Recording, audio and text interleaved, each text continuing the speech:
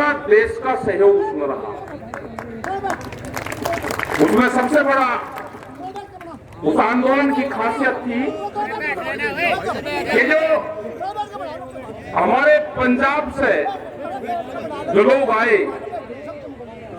और जो पंजाब का जो सिस्टम देखा पंजाबियों का, अगर उस सिस्टम को अख्तियार कर लें तो देश में कोई आंदोलन चलाने में दिक्कत नहीं रहेगी। काम की सुन लो बात, काम की इनसे भी सीख लो, कुछ सीख रहे नहीं। इनके जो बापे थे भंडारे चलाने वाले लंगर, इस आंदोलन में सबसे पहले वे जमकर बैठ गए और वे जब चलाते थे ना लंगर चलाने वाले लोग, वे मंच पे भी नहीं जाते थे। हमारे वाले तो रुक जाओ भाई, बात सुनो, जो खड़े बात सुनो। हमारे वालों में तो राड क्या है कि मंच पे पहले रहेंगे, काम कम करेंगे, ये राड है। लेकिन चलो जो कुछ है ठीक है, कर लेंगे, सुधर से सुधरेंगे। 13 महीने में बड़ी जीत उसको कहेंगे किसानों की, वो हासिल करी एक समझौते के आधार पे। बहुत लोग कहते हैं कि हमने भारत सरकार को हरा दिया, किसान जीत गया।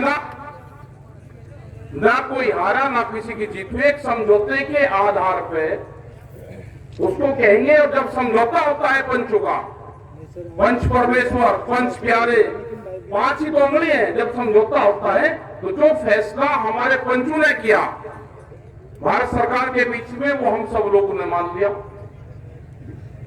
बड़ा सहयोग वहां पे उन मेडिकल के डॉक्टरों का रहा जिन्होंने 24-24 घंटे दवाइयां वहां पे बीमार लोगों को दी। जो वहां पे सफाई कर्मचारी थे उनका बड़ा योगदान रहा कि सूरज नहीं निकलता था और सफाई कर्मचारी पूरे उनकी सफाइयां करते थे। बड़ा योगदान यहाँ के भंडारों का रहा। हर गांव से जो अनाज, सिस्टम, दाल, लस्सियां जाती थी, सब गांव से गया। कोई उसमें भेदभाव नहीं था। किसी ने ये नहीं कहा कि आटा हिंदू या मुसलमान या सिख के किसी के घर से गया। आटे में किसी के कोई जाति धर्म नहीं है, वहां नहीं कहा किसी ने। लेकिन वहां सबने काम किया। यहां से पूरा इस क्षेत्र से भी, पूरा शामली क्षेत्र से, बहुत गांवों से यहां से सामान और वहां पे गए लोग रहे। वो आंदोलन जब पूर्ण रूप से हुआ, जब मीडिया के लोगों ने आपको 24 घंटे आपको दिखाया, वो प्रिंट मीडिया हो, इलेक्ट्रॉनिक मीडिया हो, वो हमारे सोशल मीडिया के बच्चे हो, उन्हें उस आंदोलन को सीखने के हिसाब से ट्रेनिंग वहां से ली। और जिन बच्चों ने पूरा लगन से वहां पे काम करा, वे आने वाले टाइम पे बड़े बड़े एंकर और चैनल वे खोल लेंगे, जिन्होंने वहां पे 1 साल तक सीखा।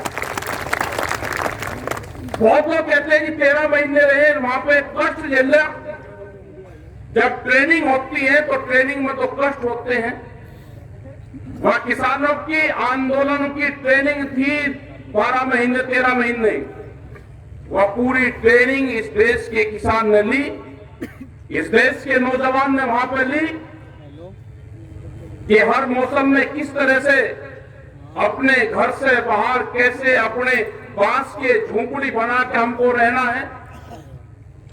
और आज उसका एहसास होता है कि जिस किसान ने वहां पे बांस की झोंपड़ी बनाई, जब वो उस झोंपड़ी को हटाता है तो उसको दर्द हुआ। जब आंदोलन खत्म होता है तो 1 दिन में खत्म हो जाना चाहिए। जब कोई पॉलिटिकल मीटिंग होती है तो 3 बजे लोग चलने लगते हैं, लेकिन वो दुनिया का एक पहला इस तरह का आंदोलन है कि आंदोलन की समाप्ति तो 19 तारीख को हो गई थी, जब प्रधानमंत्री जी ने एक बड़ी घोषणा की। लेकिन उसके बाद में भी लोग गए नहीं। और जब वहां समझौता हो गया 9 तारीख में, उसके बाद में भी वहां पे भीड़ बढ़ना शुरू हुई। और बहुत लोगों को कहने के बाद में वे कल 11 और 12 तारीख में आज लोग वहां से निकलना शुरू हो रहे हैं।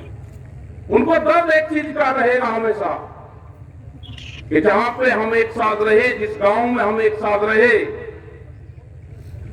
उस गांव की हमेशा याद आएगी, वो आंदोलन के गांव, वे विचारधारा, वे अलग अलग भाषाओं के लोग, वे हमको दोबारा कहां मिलेंगे। लेकिन खुशी इस बात की है कि 1 साल की उनकी ट्रेनिंग पूरी हुई है। जिन लोगों ने उसमें 25 से 30-40 लाख लोगों ने वहां पे हिस्सा लिया होगा आंदोलनों में, जो फिजिकल रूप से वहां पे आए होंगे उस आंदोलनों में, क्योंकि 25 लाख के आसपास तो लोग 26 जनवरी में थे, 4 लाख ट्रैक्टर थे उस टाइम पे। तो हर रोज जो आदान प्रदान हुआ तो बहुत बड़ी संख्या में आदान प्रदान हुआ।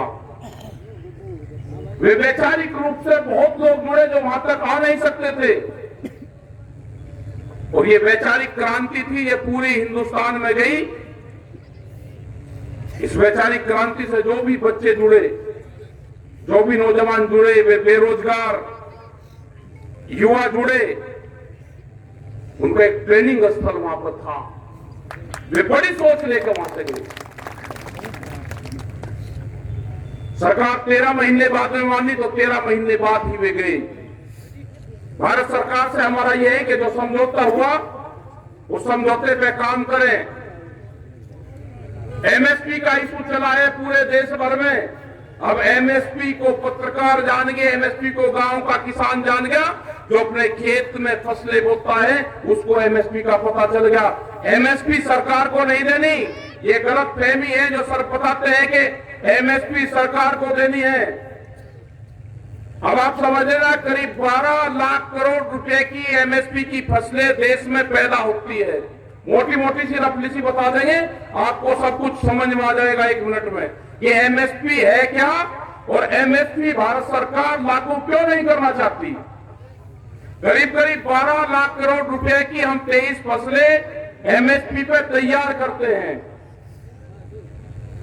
उसको अगर हम 3 पार्ट में बांटे तो 4 लाख करोड़ रुपए की फसलें हम अपने घर में कंज्यूम करते हैं। उसको हम खाने के लिए रखते हैं, अपने पशुओं के लिए रखते हैं, अपने बीज के लिए रखते हैं, और कुछ वो खराब हो जाता है। तो एक औसत सा मान लें कि 4 लाख की हमने खत्म कर दी तो बच के 8 लाख करोड़ रुपया।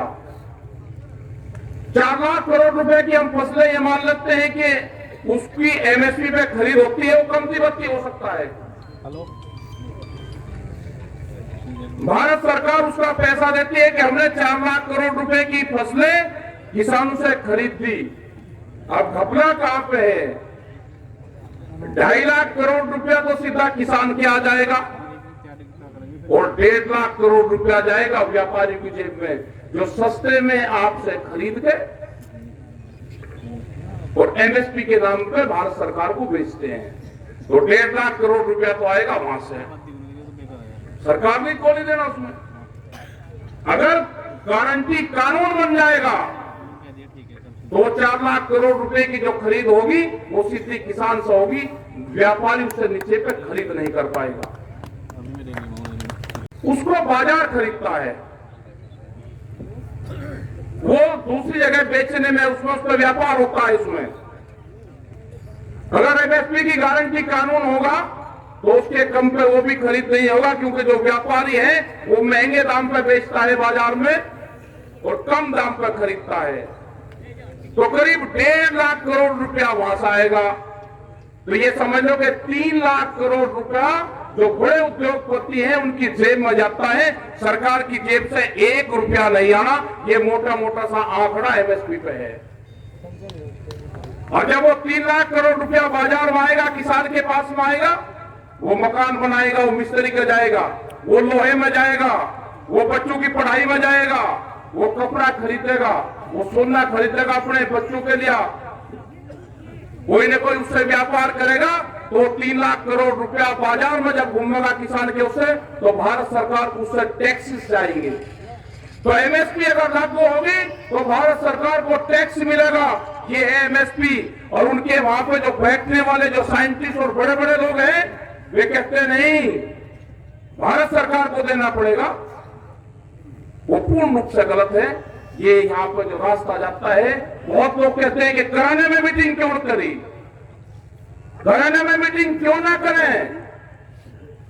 गराना एक बॉर्डर का हमारा गांव और कस्बा है। यहाँ पे हजारों ट्रक धान और गेहूं के निकलते हैं जो इलीगल तरीके से जाते हैं हरियाणा के अंदर, जो सस्ते में खरीद करके एमएसपी पे बेचते हैं। घराने में मीटिंग इसलिए की कि ना जाए व्यापारी का माल, ना जाए वहां पे। हम अपना 50 क्विंटल धान नहीं बेच सकते, व्यापारी 25 से 30 हजार क्विंटल फसलें बेचता है। तो ये एमएसपी की लड़ाई जारी रहेगी। अभी भारत सरकार ने कमेटी बनाई है, हम पूर्ण रूप से उसमें अपना पक्ष रखेंगे। जो 2 दिन तक ये बात चली कि उसमें कौन लोग रहेंगे, हमने कहा कि किसान की विचारधारा के लोग रहें, गांव की विचारधारा के लोग रहें, कंज्यूमर की विचारधारा के लोग रहें, लेकिन वे लोग उसमें नहीं चाहिए जो गलत क्लास में पड़े हुए हैं, जिनकी यूनिवर्सिटी अलग है। वे लोग उसमें नहीं चाहिए जो एमएसपी के समर्थन करते हैं कि एमएसपी होगा तो नुकसान होगा। उनकी क्लास गलत है, वे उद्योगपतियों की यूनिवर्सिटी में पढ़े हुए लोग हैं, वे हमको इस कमेटी में नहीं चाहिए। हमने भी उनकी क्लास ली जब वे हमको पढ़ाने आए, आज से 30 साल पहले। उनके जो प्रोफेसर थे उन्हीं स्कूल के पढ़े हुए थे वे, और जब उन्होंने डाटा बताया, और उन्होंने डाटा कहां से शुरू करा, जिन लोगों ने अपने हाथ से बैलूट से खेती की है, वे बुजुर्गवार यहाँ तो होंगे, वो जरा हाथ उठा दे, वे बात समझ पाएंगे। हाथ उठा दो बस, जिन्होंने अपने हाथ से बैल से खेती की है, ट्रैक्टर वाले नहीं, बैल से। बहुत लोग हैं, तो अब समझ लो आप। उनका था कहना यह कि जो बैल है, जो गाय का बछड़ा है या भैंस का पड़वा है, कटड़ा है, अगर वो 2 लीटर दूध पीता है तो आज के हिसाब से अगर 40 रुपए या 50 रुपए दूध का रेट है तो 100 रुपए का रोज हो गया। तो 1 महीने में 3000 रुपए का गाय का बछड़ा दूध पी गया। ये किसान को नुकसान है। तो टिकैत साहब ने उनको कहा आज से 35 साल पहले कि भाई रुक जा प्रोफेसर साहब, रुक जा, मैंने खेती नहीं कर रखी, अगर तू गाय के बछड़े के दूध का हिसाब रख रहा है तो तेने बैल कभी नहीं चलाए, तेने बैल की हथेली नहीं पकड़ी हल्की। तू व्यापारियों का वकील हो सकता है, किसानों का व्यापारी नहीं हो सकता, व्यापारियों का वकील हो सकता है, किसानों का वकील नहीं हो सकता। तो ये आज भी वे लोग, आज भी उस यूनिवर्सिटी के प्रोफेसर आज भी है वे, जिनको भारत सरकार कहती है कि यही रहेंगे हमारी कमेटी में, वे व्यापारी कहते हैं उनको। ये है एमएसपी। एमएसपी गांव तक चली गई है, कमेटी बना दी, हम अपना पक्ष, किसान का पक्ष पूर्ण रूप से मजबूती से रखा जाएगा।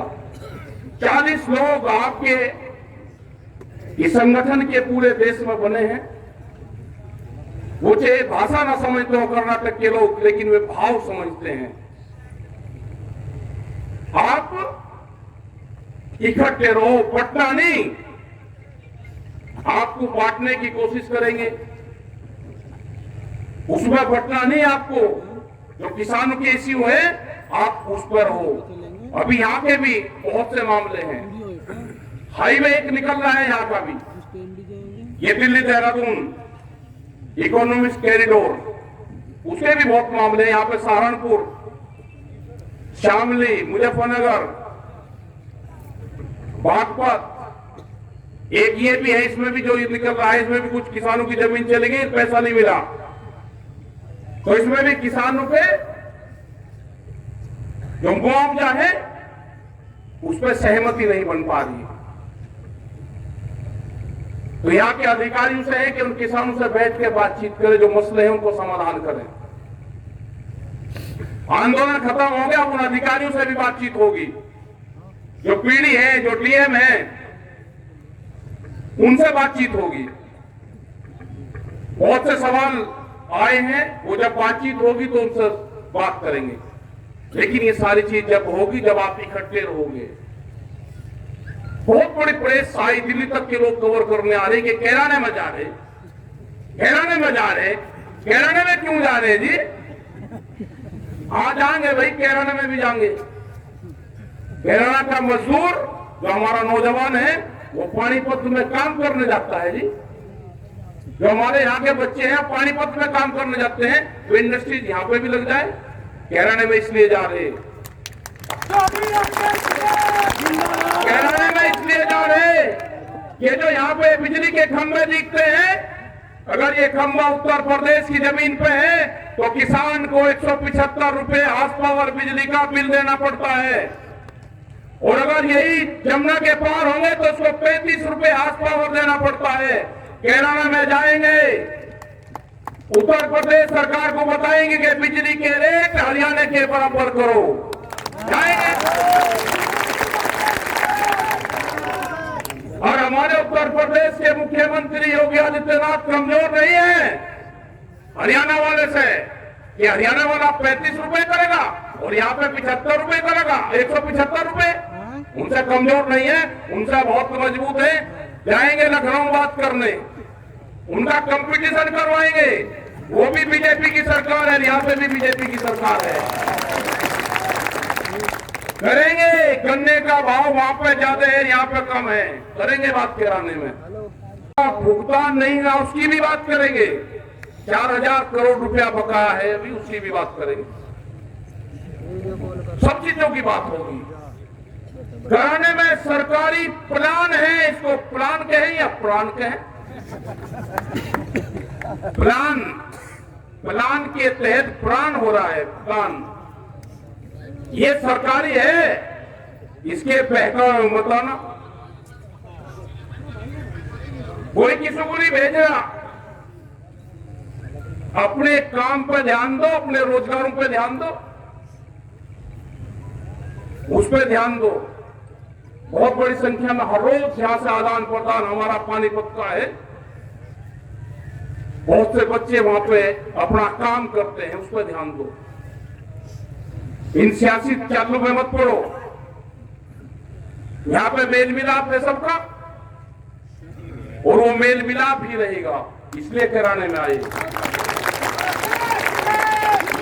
अपना खेती किसानी पे, गांव पे, गरीब पे, रोजगार पे, उस पर ध्यान दो। भारत सरकार से एक समझौता हुआ है, वो हमने बताया, वो समझौता भारत सरकार लागू करे। उत्तर प्रदेश और हरियाणा की सरकारों के वहां के मुख्यमंत्रियों से बात करेंगे। जो किसानों के ऊपर मुकदमे दर्ज है, करीब 50,000 से ज्यादा मुकदमे हरियाणा में दर्ज है, और 25-30 हजार लोग हमारे पे उत्तर प्रदेश में भी दर्ज है, जिनके पास में नोटिस गया। अगर कोई ट्रैक्टर वहां पर लेकर चला गया तो उसके पास में नोटिस जाएगा, तो वो भी बात करेंगे। वे 10 साल पुराने ट्रैक्टरों की भी बात करेंगे हम सरकार से। वे 10 साल पुराने ट्रैक्टर वे थे कि जो एनजीटी के नाम पे बंद करने का प्लान है, क्या कोई किसान जिंदा बच जाएगा कि 10 साल में अपना ट्रैक्टर बदल देगा? कोई रेते में चलाता होगा या कोई किराया भाड़ा करता हो तो बदल सकता है, लेकिन किसान नहीं बदल सकता। पंपिंग सेट, जनरेटर 10 साल में बदले जाएंगे जी। हमने कहा जी 10 साल में तो नहीं बदले जाएंगे, हम ये ट्रैक्टर आपको दिल्ली की चमचमाती सड़कों पर चला कर दिखाएंगे। हमने मगर भाई 26 तारीख की परेड थी पिछले साल, उसमें दिखा दो, तो 4 लाख ट्रैक्टर वहां पर गए। कह लगे जी आपने तो दिल्ली की सड़कों को खराब कर दिया, ट्रैक्टर चला दिए। अरे हम तो भाई चला कर दिखा रहे थे। वे ट्रैक्टर के 10 साल पुराना ट्रैक्टर है, वो चल जा, हमारे ऊपर एलिगेशन लगाते रहे। लेकिन बड़ी हिम्मत है, एलिगेशन बहुत तरीके के लगे, हमने वे भी सब खत्म कर दिए। कोई बात नहीं भाई, जब लड़ाई भिड़ाई होते एक दूसरे को क्या ही करें। हमने मान लिए अपना सरकार अब अपना काम करें, उसके पास में मौका है काम करने का। यहाँ पर इलेक्शन की भी बात होता है, सारे प्रदेश करोगे, इलेक्शन में क्या करोगे? अरे अभी भाई जो सरकार है वो 5 साल में एक दिन खिले हैं, 2-1 महीने के लिए।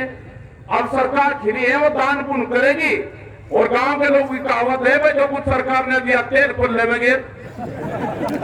अभी चुनाव आचार संहिता तक जिस भी स्टेट में चुनाव है वे योजनाएं बनाए, दे कुछ न कुछ, घटावे बिजली का रेट, बढ़ावे गन्ने का रेट, करवाए भुगतान आलू का, बाजरे का, सब किसान दुखी हो रहा है। उसका करे 2 महीने है काम करने का, और नहीं तो भाई ये किसान फिर अपना जनता अपना आप सोचेगी। अगर आप ठीक काम करोगे ये वोट आपको दे देंगे, आप नहीं करेंगे किसी और को दे देंगे। वोट कोई जबरदस्ती किसी से नहीं कोई दे सकता। वोट तो विचारधारा की है, आप अपनी विचारधारा ठीक कर लो तो ये आपको दे देंगे, आपकी नहीं होगी तो किसी और को दे देंगे। हमारे हाथ में कुछ नहीं है, हम तो आपकी योजनाएं आपके काम बताएंगे। ठीक है भाई?